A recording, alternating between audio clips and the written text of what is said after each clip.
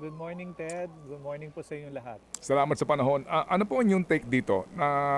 Kasi ngayon, aligaga, ano ang gobyerno nga, paano ho tayo makakasiguro ng ating supply, particularly po ng diesel. Mismo na po gobyerno nga, ano, ang nagsabi na may paparating nga na 500,000 barrels of diesel at ito ho ay bahagi nga ng tulong ng gobyerno para masiguro po yung supply. Sa usapin po na mismong gobyerno na po ang siyang importer ng petrolyo. What do you think? Well, Ted, in terms of logistics, no, kasi alam naman natin ang Downstream Deregulation Oil Act ay nasa pribadong sektor na. So yung pagbili natin ng supply, kailangan padaanin natin dun sa mga oil players, no, kasi wala naman tayong kakayahan. But at the end of the day, we're happy na at least ang pamalaan, tinitingnan na yung alternative supply. And siguro simula lang yan, no, para at least masigurado natin na sa kinabukasan meron pa tayong supply na darating. Opo, pero doon sa punto ng PNOC, kung nyo nababasa ang balita, ang mismo na pong maging importer at mag-imbak ng petrolyo for future use. If you read the news, no? If you read the statement of other people. Go ahead, sir. Opo, well, yan ho yung minamandato ngayon ng pamahalaan na PNOC ang bibili. Yung 500,000, Ted, that's good for maybe 2 days only, no? Kasi nga wala tayong storage enough to store perhaps mga 60 days. No? So okay lang, pakaunti-kaunti ang pagbili, but on a midterm basis, kailangan talaga maghanap tayo ng storage, no? Para maimbak mas malawak at mas madaming supply, hindi lang 2 days. Oo. Yung concern na kung gobyerno na mismo ang mag-aangkat at yung kakayahan ng gobyerno to do this, well, above board, no? That's one. And then yung kanyang facilities, saan mo nga naman to i-imbak? Yung ganun mga issue po, sir. Opo. Well, kailangan nga ako makipag-usap sa oil companies kasi sila ho yung may storage, no? Hindi ho PNOC, no? My understanding, based on the announcements of the DOE, panandalian lang itong pagbili, no? At siguro tinitingnan lang nila kung kaya nga ng PNOC temporarily, no? But on a long-term basis po, hindi natin kaya mag-imbak ng madaming supply, no? Wala tayong kakayahan. So we need to make sure na, ang sabi ko nga ako dun sa isang interview, kailangan ho talaga government to government ang usapin ng supply. Kailangan kumuha tayo ng allocation sa ibang bansa.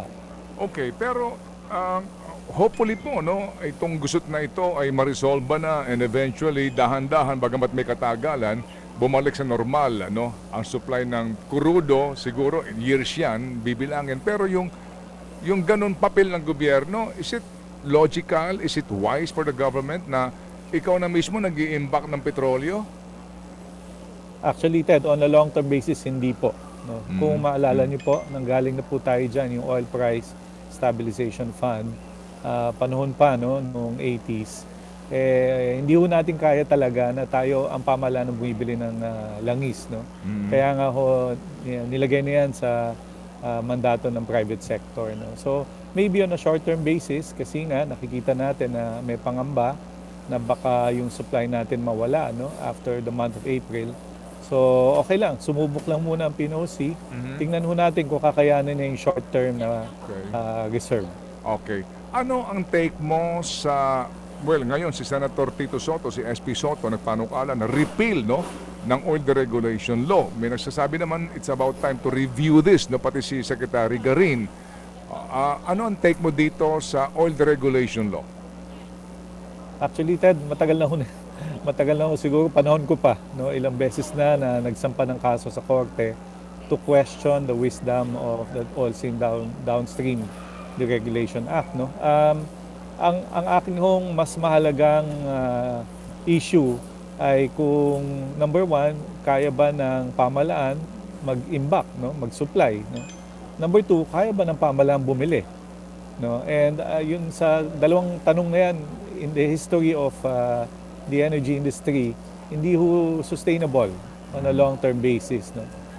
Kailangan ho talaga na let the private sector do it, but of course there will be times when the government can step in.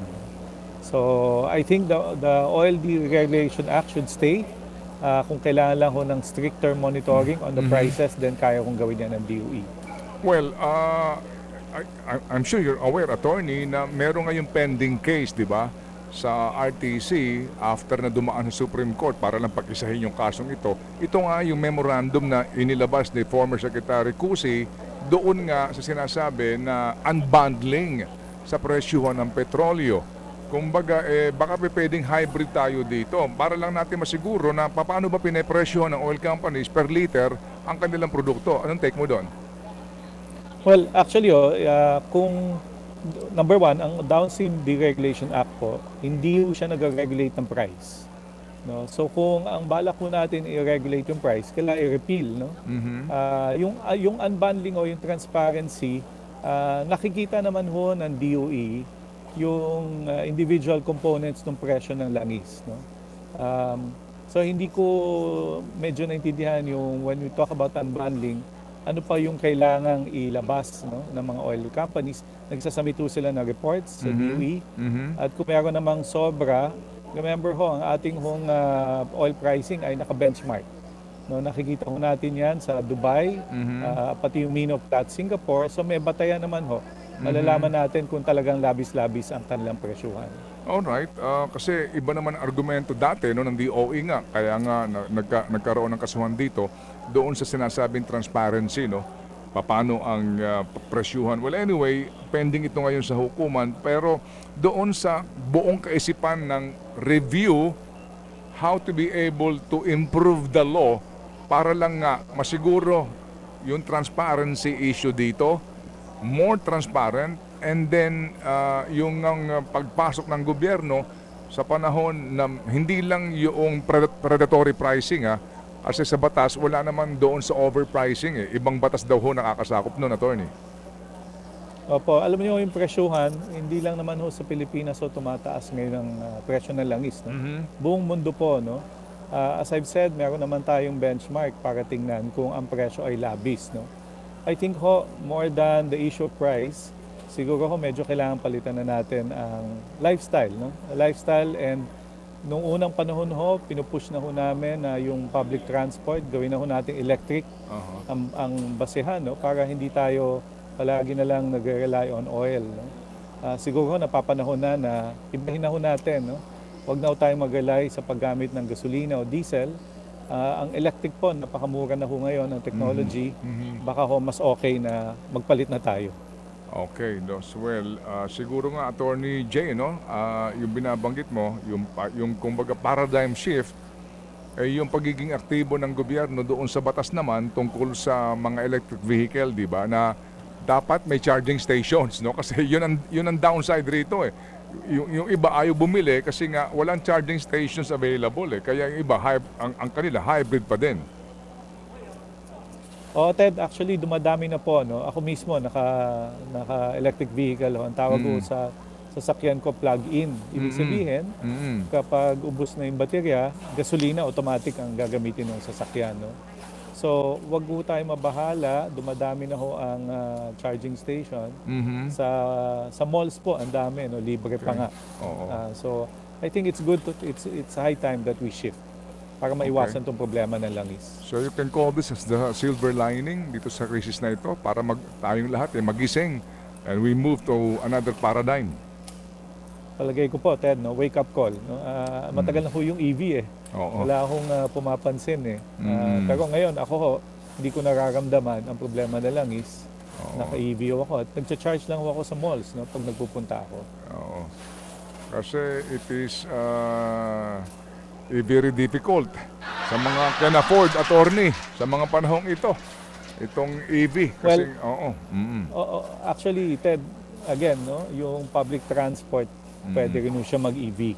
Opo, No, yes sir. nung panahon no, ng 2011, pinush na ho namin to, no, lahat ng jeepneys, pwede na ho siya mag-electric jeepneys. No, kung lahat ho electric, wala ho tayong problema ngayon dito sa pagtaas ng langis. Alright, sige.